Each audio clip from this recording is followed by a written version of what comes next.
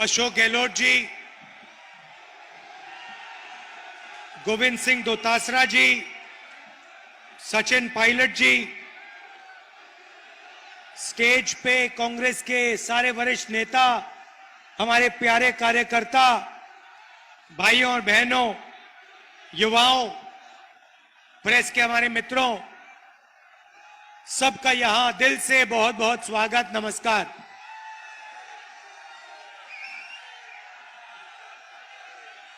भारत जोड़ो यात्रा में कन्याकुमारी से कश्मीर तक हम चले और यात्रा में से एक नारा निकला, नफरत के बाजार में मोहब्बत की दुकान खोलनी है।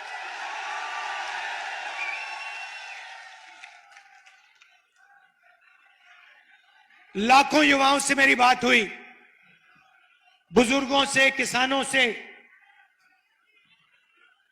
व्यापारियों से।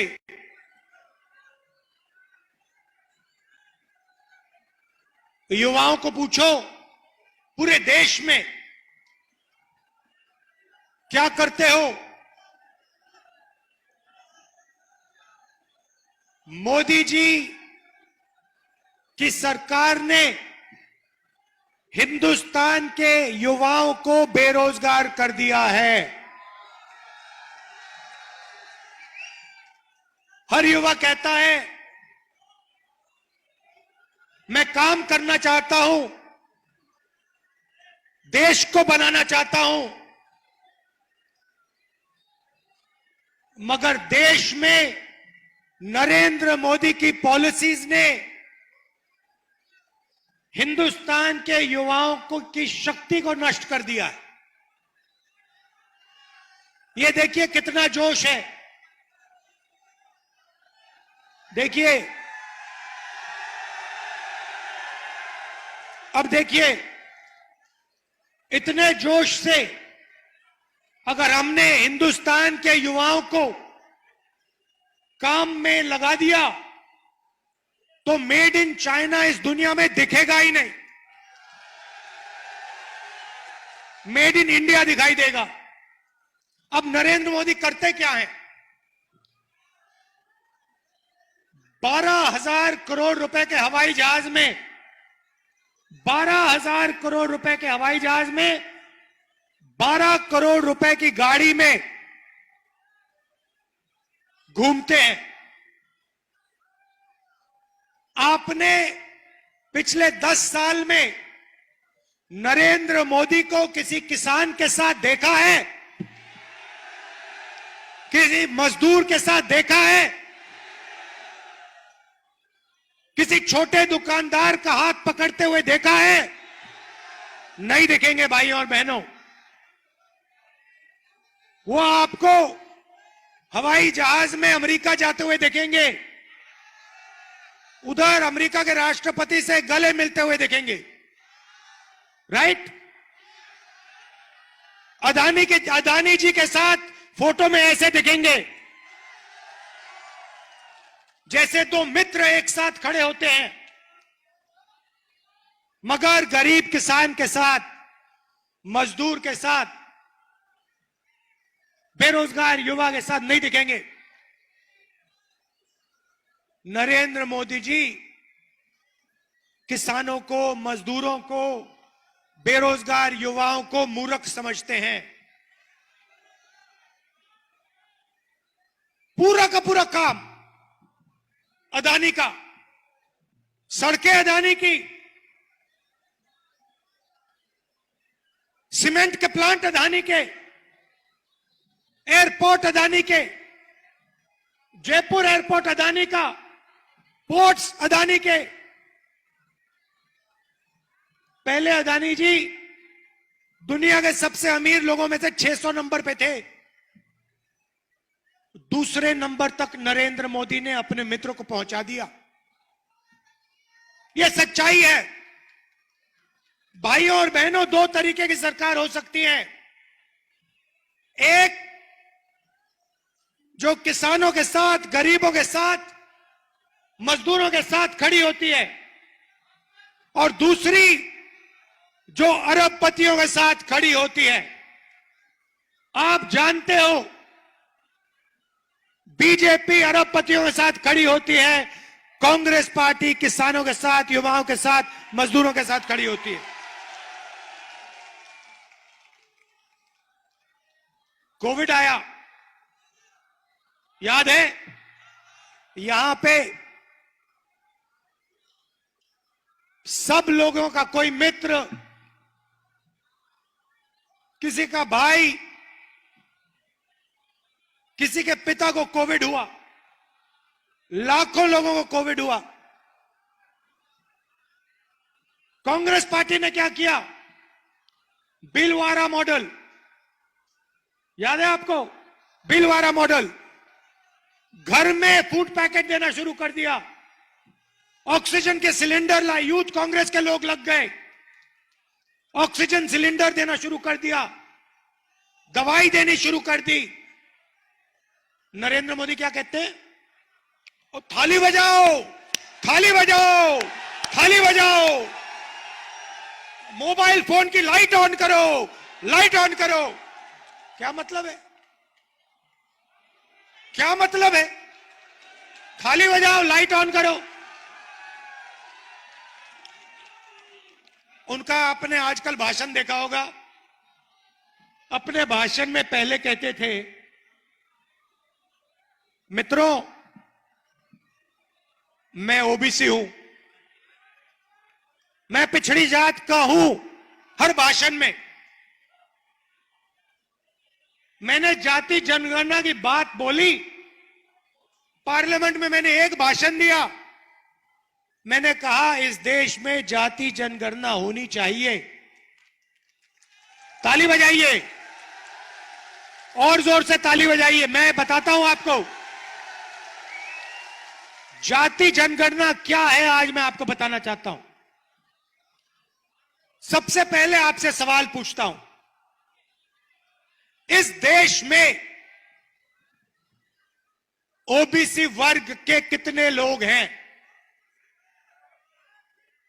कोई नहीं बता सकता, कोई नहीं बता सकता। भाइयों और बहनों, इसका कारण है, यह एक साजिश है। आपको आपकी सच्ची जनसंख्या, आपकी सच्ची आबादी नहीं बताना चाहते हैं। भाइयों और बहनों, कम से कम ओबीसी की आबादी इस देश में, पिछड़ों की आबादी इस देश में 50% है। 50%। मतलब अगर आप इस देश में कहीं भी 10 लोगों को खड़ा करो, 5 लोग ओबीसी वर्ग के होंगे। आप अपनी शक्ति समझिए। मैंने सवाल पूछा पार्लियामेंट में नरेंद्र मोदी के सामने, मैंने कहा नरेंद्र मोदी जी, आप अपने आप को ओबीसी कहते हो, ओबीसी कहकर आप चुनाव जीते, 12,000 करोड़ रुपए के हवाई जहाज में उड़ते हो, हर रोज नया सूट नया कपड़ा पहनते हो। कभी देखा आपने नरेंद्र मोदी को 2 दिन में जहां उन्होंने नया कपड़ा ना पहना हो? हर रोज 2-3 नए कपड़े पहनते हैं। मैंने उनसे कहा, मोदी जी बताइए, इस देश में ओबीसी कितने? नरेंद्र मोदी जी का जवाब आता है, भाइयों और बहनों, इस देश में एक ही जात है, वो है गरीब। सिर्फ गरीब, और कुछ जात ही नहीं है। मतलब ना ओबीसी, ना दलित, ना आदिवासी, कोई जात नहीं। मगर आप ओबीसी, नरेंद्र मोदी ओबीसी। देश में कोई जात नहीं, देश में सिर्फ गरीबों की एक जात है। अच्छा, जब समय आया, ओबीसी को उसका हक देने का समय आया, नरेंद्र मोदी जी कहते जाति नहीं है, सिर्फ गरीब है हिंदुस्तान में। अच्छा नरेंद्र मोदी जी, अगर देश में एक ही जात गरीब है तो अमीर की कौन सी जात है? तो नरेंद्र मोदी, जैसे ही मैंने ओबीसी जाति जनगणना की बात उठाई, नरेंद्र मोदी कहते जाति नहीं। अब मैंने ये बात उठाई क्यों, मैं आपको बताता हूं। बात इसलिए उठाई, हिंदुस्तान को भाइयों और बहनों एमएलए और एमपी नहीं चलाते। हिंदुस्तान के किसी भी बच्चे से आप पूछो क्या करना चाहते हो, कहेगा मैं आईएएस में जाना चाहता हूं। सही क्यों कहता है? क्योंकि वो जानता है कि आईएएस के अफसर इस देश को चलाते हैं। चुनाव में एमएलए बदल जाता है, एमपी बदल जाता है, आईएएस अफसर कभी नहीं बदलता। ये हिंदुस्तान की सरकार को 90 अफसर चलाते हैं। मतलब हिंदुस्तान का पूरा धन लाखों करोड़ रुपए का बजट ये 90 लोग बांटते हैं। शिक्षा का मामला हो, स्वास्थ्य का मामला हो, डिफेंस का मामला हो, सड़कों का मामला हो, खाद का मामला हो, सारे के सारे निर्णय, बजट के निर्णय ये 90 लोग लेते हैं। अब सवाल मैंने पूछा पार्लियामेंट में, मोदी जी अगर ओबीसी की सरकार है, अगर दलितों की सरकार है, आदिवासियों की सरकार है, तो 90 में से पिछड़े कितने? 90 अफसरों में से पिछड़े कितने? नरेंद्र मोदी चुप हो गए, सारे बीजेपी के लोग चुप हो गए, सन्नाटा छा गया। क्यों, मैं बताता हूं। क्योंकि 90 में से 3 ओबीसी, 90 में से 3 ओबीसी, आबादी 50% से कम नहीं, 90 में से 3। आपका अपमान हो रहा है, देश को शर्म आनी चाहिए। 50% की हिस्सेदारी नहीं है, 90 अफसर, 3 आप। भाइयों और बहनों, अगर हिंदुस्तान की सरकार 100 रुपए खर्च करती है तो ओबीसी अफसर 5 रुपए का निर्णय लेते हैं। 90 में से 3, 100%, 100 में से 5, 90 में से 3, 100 में से 5, यह है आपकी हिस्सेदारी।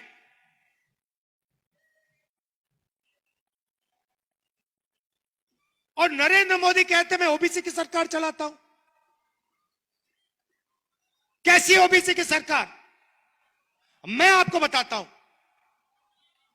हमने यहां पे स्वास्थ्य योजना लागू की, 25 लाख रुपए इलाज करो, 25 लाख रुपए का इलाज करो। मैं तो कहता हूं गहलोत जी, कम है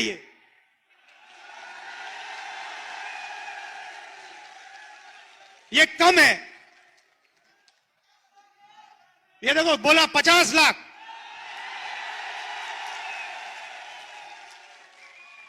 अब 25 लाख में से पैसा किसको जाता है? याद रखिए, अगर अस्पताल में राजस्थान की जनता का इलाज होता है तो 50% ओबीसी का होता है। हमारी योजना, स्वास्थ्य योजना का 50% फायदा सीधा पिछड़ों के जेब में जाता है। हम किसान कर्जा माफ करते हैं, 50% फायदा पिछड़ों को सीधा जाता है। गैस सिलेंडर 500 रुपए का करते हैं, गरीबों का गैस सिलेंडर 500 रुपए का करते हैं, 50% फायदा ओबीसी को जाता है। 3600 इंग्लिश मीडियम स्कूल खोलते हैं, 50% फायदा पिछड़ों को जाता है। एक 309 नए कॉलेजेस खोले, नई यूनिवर्सिटियां खोली, 50% फायदा पिछड़ों को जाता है। यह है पिछड़ों की सरकार। अब सुनिए, मैं आपसे पूछता हूं, जब नरेंद्र मोदी ने अदानी जी को जयपुर का एयरपोर्ट दिया, ओबीसी वर्ग को कितना फायदा हुआ? अदानी की कंपनी में ओबीसी कितने, दलित कितने, आदिवासी कितने? एक भी नहीं है भाइयों और बहनों। नरेंद्र मोदी अदानी की मदद करता है, उसकी कंपनी में आपको एक पिछड़ा, एक दलित, एक आदिवासी नहीं मिलेगा। हम गैस सिलेंडर 500 का देते हैं 50% ओबीसी को। नरेंद्र मोदी जी बीमा योजना लाए, मैंने आंकड़े निकाले। पैसा कौन देता है? जीएसटी से पैसा आप देते हो। कौन देता है? पिछड़े देते हैं, आदिवासी देते हैं, दलित वर्ग देते हैं, गरीब जनरल कास्ट के लोग देते हैं। जीएसटी का पैसा गरीब जनरल कास्ट के लोग, ओबीसी, दलित, आदिवासी, नरेंद्र मोदी जी योजना लाते हैं। एक उदाहरण दे रहा हूं आपको, फसल बीमा योजना, 35,000 करोड़ रुपए आपके जेब से निकाला। 20,000 करोड़ रुपए दिल्ली की सरकार, 10,000 करोड़ रुपए स्टेट की सरकार, 3 या 4,000 करोड़ रुपए किसानों के जेब से बीमा में भरा। ठीक है, आंकड़े याद रखिए। 35,000 करोड़ रुपए नरेंद्र मोदी ने जीएसटी से आपकी जेबों में से निकाला। उसके बाद 16 कंपनियों को नरेंद्र मोदी ने फसल बीमा योजना का पूरा पैसा पकड़ा दिया। उन 16 कंपनियों में आपको ना एक पिछड़ा मिलेगा, ना एक दलित मिलेगा, ना एक आदिवासी मिलेगा। जब तूफान आता है, ओला गिरता है, किसानी में लिखता है कौन सा किसान? ओबीसी किसान, गरीब जनरल कास्ट का किसान, आदिवासी, दलित किसान लिखता है, कहता है मेरे खेत में नुकसान हो गया, ओला गिर गया, मैं बर्बाद हो गया। कंपनी वाले कहते हैं भैया तुम्हें हम 1 रुपया नहीं देने वाले। लो, यह है नरेंद्र मोदी की योजना। एलआईसी का पैसा, ये जानते हो आप, सब कुछ जानते हो। नरेंद्र मोदी की गारंटी, अदानी जी की सरकार बनेगी और चलेगी। हमारी गारंटी किसान, मजदूर, पिछड़ों, दलितों, आदिवासियों की सरकार चलेगी, छोटे दुकानदारों की सरकार चलेगी। तो गारंटी की बात कर रहे हैं तो मैं बताऊं 7 गारंटी क्या है। अब देखिए, राजस्थान के हर घर में एक महिला को 10,000 रुपए हर साल बैंक अकाउंट में हम डाल देंगे। याद रखिए, 50% परिवार पिछड़ों के हैं। इसका 50% पैसा पिछड़ों के जेब में जा रहा है। नरेंद्र मोदी जी इसी पैसे को अदानी जी के जेब में डाल देंगे।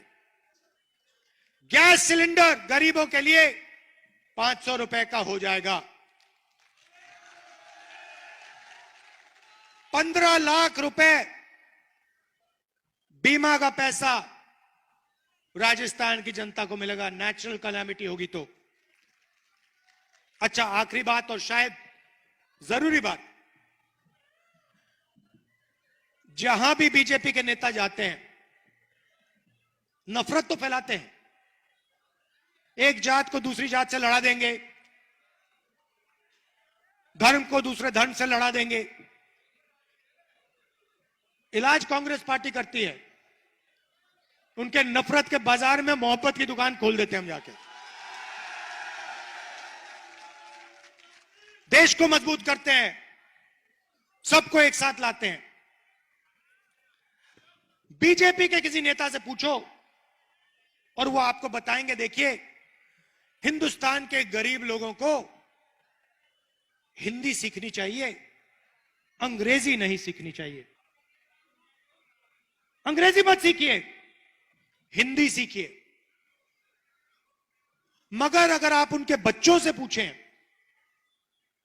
कि भैया एक बात बताइए, आप बीजेपी के बड़े नेता हैं, गडकरी जी से पूछिए, अमित शाह से पूछिए, रमन सिंह से पूछिए कि भैया आप हमें तो कह रहे हो कि हमें अंग्रेजी नहीं बोलनी चाहिए, नहीं सीखनी चाहिए, आपके बेटे इंग्लिश मीडियम में पढ़ते हैं, हिंदी मीडियम में? सारे के सारे जवाब देंगे हमारे बच्चे तो इंग्लिश मीडियम में पढ़ते हैं। मतलब बीजेपी के नेता अंग्रेजी पढ़े, उनके बच्चे अंग्रेजी पढ़े, मगर हिंदुस्तान के गरीब किसान, मजदूर, छोटे दुकानदार, दलित, आदिवासी, पिछड़े अंग्रेजी ना पढ़े। क्यों? क्योंकि वो चाहते हैं कि सबसे अच्छी नौकरियां, जिसमें सबसे ज्यादा सैलरी मिलती है, करोड़ों रुपए की सैलरी मिलती है, कॉल सेंटर,